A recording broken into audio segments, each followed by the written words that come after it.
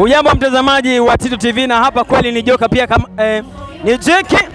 Tunazidi kushuhudia makubwa vile unavyoona ukitazama upande huu watu wamejaa, na ni alfa nzuri sana ya kuwasa kwa dada yetu Lois pamoja na ndugu yetu brother Raymond ambaye anatoka kule sehemu za Mombasa. Tuna imani kwamba harusi itakuwa ya kufana zaidi. Ukiangalia kuna mama ameketi huku, watoto vijana wamejaa pia, na muziki kwa bomba, mambo yako vizuri na maandalizi kweli yamekuwa mazuri zaidi. Tuna imani kwamba watakapokuwa kizidi kuendelea katika ndoa yao mambo yatakuwa mazuri. Jeki, nimepatana na dada mmoja ambaye amekuwa rafiki sana wa Lois, na tungependa tu tusikie kidogo ni vipi mambo yanakwendaje. Habari yako dada? Nzuri. Mimi kwa jina naitwa MC Tito, na hapa ndani ya Jekini mmetukaribisha kweli? Tumekukaribisha tena na madaha. Madaha kweli kweli jamani. Gelegele juu. Gelegele basi vipige kidogo. Bye. Asante sana mtazamaji kwa huyo dada ambaye amepiga vigelegele hapa.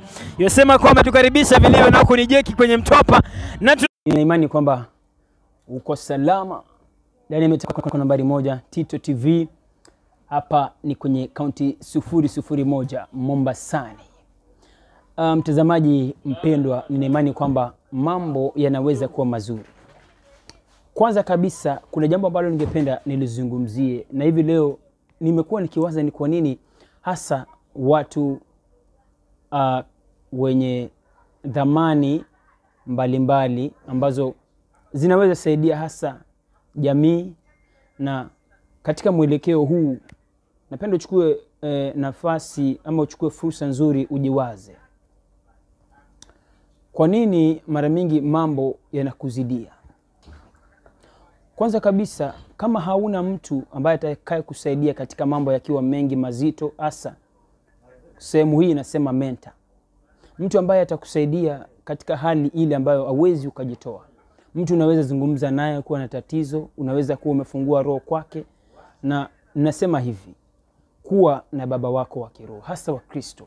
Na kama bado haujaokoka na wewe si Mkristo, tafuta mtu ambaye anaweza kusaidia na mawazo. Katika mawazo akakupa mawaidha.